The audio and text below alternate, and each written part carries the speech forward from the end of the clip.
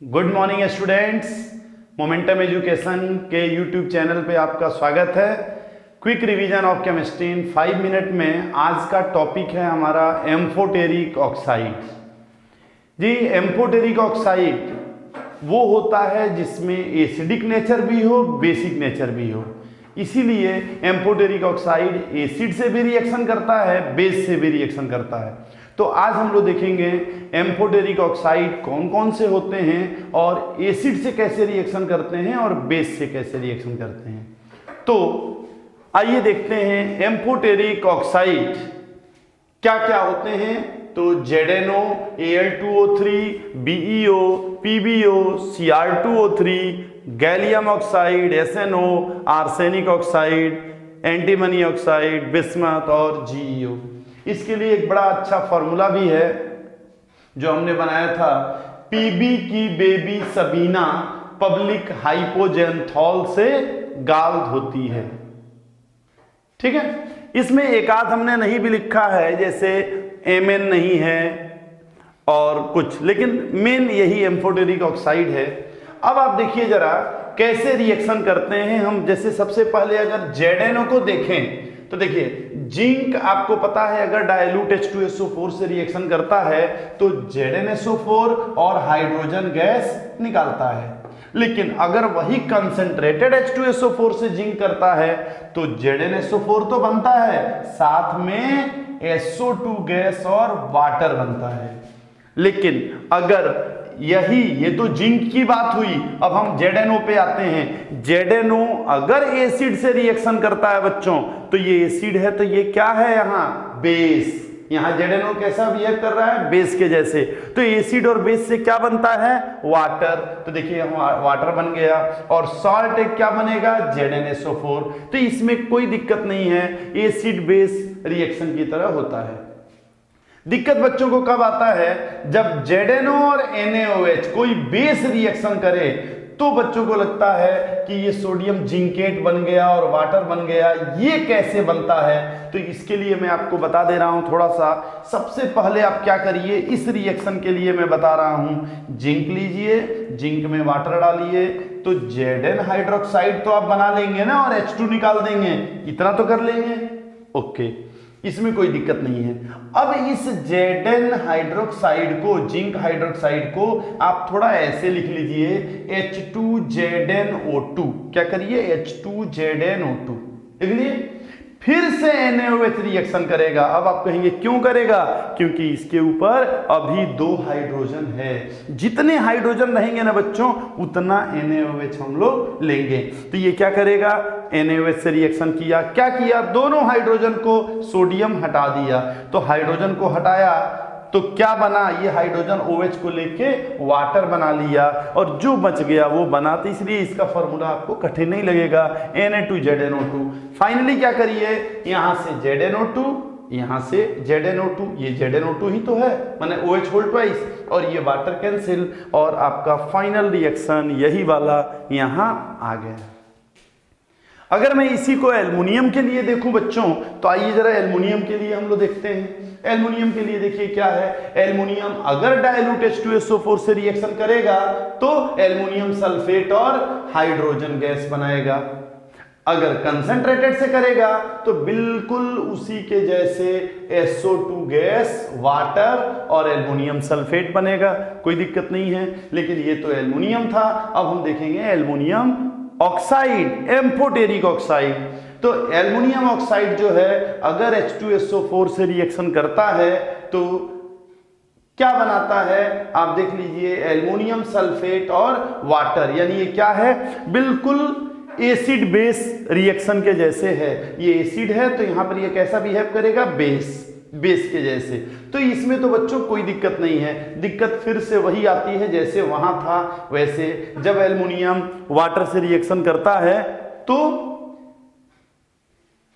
कहां गया, ये तब बनता है एक बार सोडियम मेटा एल्यूमिनेट, ये है सोडियम एल्यूमिनेट। अब आइए जरा दोनों को अलग अलग देखते हैं। ये कब बनेगा, जब डायलूट रहेगा, डायलूट माने NaOH के साथ वाटर, और ये क्या है, जब NaOH के साथ वाटर नहीं है, केवल NaOH है।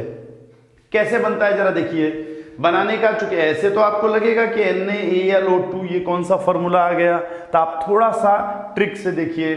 सबसे पहले एल्युमिनियम को वाटर से रिएक्शन कराएंगे तो एल्युमिनियम हाइड्रोक्साइड और वाटर बन जाएगा, इसमें मुझे लग रहा है कोई दिक्कत नहीं आएगी।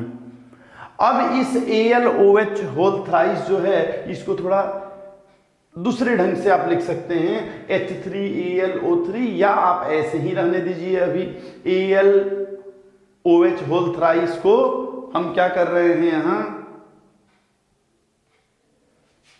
इसमें से वाटर निकाल दीजिए आप, ठीक है। तो देखिए जरा 2 वाटर इसमें से हम निकाल रहे हैं, तो 2 वाटर निकालेंगे तो अभी क्या बनेगा HAlO2, और ये HAlO2 इसमें एक H बचा ना, तो यहां फिर से NaOH ला दीजिए, Na इस H को हटा देगा तो NaAlO2। आप चाहते तो यहां डायरेक्ट भी कर सकते थे इसके जैसा, जैसे हम इसको चेंज कर दे रहे हैं ना बच्चों कि H2ZnO2, उसी तरह यहां एल्युमिनियम का भी लेके आप कर सकते थे, और फाइनली आपका ये आ गया। उसी तरह से अगर मान लीजिए आप केवल NaOH लेते हैं तो आप क्या करिए, पहले वाटर के साथ ये बना लीजिए और इसी को कैसे लिखिए H3AlO3, देखिए H3AlO3 जो मैं यहां कह रहा था, और इसमें NaOH डालिए। अब NaOH क्या करेगा, जितने हाइड्रोजन हैं उनको रिप्लेस करेगा। हाइड्रोजन कितने हैं 6, तो 6 Na यहाँ आ जाएंगे, देखिए Na3 और वाटर निकल जाएंगे, फाइनली ये एल्यूमिनेट बन जाएगा। तो ये बड़ा ही आसान है। अगर मैं एक और एग्जांपल लूं, आइए देख लेते हैं हम लोग। इसको मैं मिटा दे रहा हूं, ठीक है। मान लीजिए एक और, जैसे BeO मैं वही ले लेता हूं। तो अगर मैं BeO लूंगा बच्चों, तो फिर से समझ लीजिए आप, अगर BeO डाइल्यूट H2SO4 के साथ रिएक्शन करेगा तो क्या बना लेगा, बेरियम सल्फेट और हाइड्रोजन गैस। क्या बनाएगा, बेरियम सल्फेट और हाइड्रोजन गैस। अगर कंसंट्रेटेड से रिएक्शन कर रहा है तो क्या बनाएगा, तब वो SO2 भी निकालेगा वाटर के साथ साथ। लेकिन अभी वो ज्यादा कठिन नहीं है, हमें जो सोचना है वो कि अगर वो बेरियम ऑक्साइड, अगर ये बेरियम ऑक्साइड NaOH के साथ रिएक्शन करे तो क्या बनेगा, यही हम लोगों को थोड़ा सा देखना है। तो करिए क्या, इसके लिए क्या मैट्रिक बताया था, बेरिलियम लीजिए और वाटर से रिएक्शन कराइए। आपको पता है बेरिलियम की वैलेंसी 2 होती है, ठीक है। तो यहां क्या बन जाएगा, बेरिलियम हाइड्रोक्साइड। क्या बनेगा, बेरिलियम के साथ हाइड्रोक्साइड, और हाइड्रोजन बच्चों निकल जाएगा, ठीक है। अब उस बेरिलियम हाइड्रोक्साइड को आप इस तरह से लिख लीजिए, कैसे, H2BeO2 ऐसे लिख लीजिए, और फिर क्या करिए, इसमें NaOH से रिएक्शन कराइए। तो कितने H2 हैं, 2, तो कितने NaOH लगेंगे, 2। तो अब क्या होगा, AC वाटर निकल जाएगा। कितने वाटर, 2 वाटर निकल गए, और वाटर निकल गए तो अब यहाँ क्या बच रहा है, जरा ये देखिए। अगर 2 वाटर निकल गए, ये 2 OH और ये H2 ये निकल गए, तो क्या बनेगा, आप एक बार देखिए, Na2BeO2, देखिए Na2BeO2, सोडियम बेरिलेट, यही बनेगा। तो इसको कहते हैं बच्चों सोडियम बेरिलेट। ये कैंसिल हो गया, वाटर वाटर कैंसिल हो गया, और आपका आंसर आ गया Be+2NaOH gives Na2BeO2 +H2। तो इस तरह से कोई भी अगर आपको PbO का रिएक्शन कराना है, सेम आप इसी तरह से PbO का भी करा सकते हैं। एसिड से क्या करेगा, डाइल्यूट से वो हाइड्रोजन निकालेगा और लेड सल्फेट बनेगा, कंसंट्रेटेड से वाटर और CO2 निकालेगा, ठीक है। और अगर हम उसमें NaOH डाल रहे हैं तो NaOH के साथ वो भी बना लेगा, बिल्कुल उसी तरह जैसे ये बेरिलियम बना रहा है, उसी तरह से वो भी आप PbO2 बना लेंगे, ठीक है बच्चों। तो ये है हमारा एम्फोटेरिक ऑक्साइड। एम्फोटेरिक ऑक्साइड के रिएक्शंस इसी तरह से हम लोग करते हैं, और भी इस टाइप के नए टॉपिक के साथ हम लोग नए वीडियो में मिलेंगे। थैंक यू बच्चों।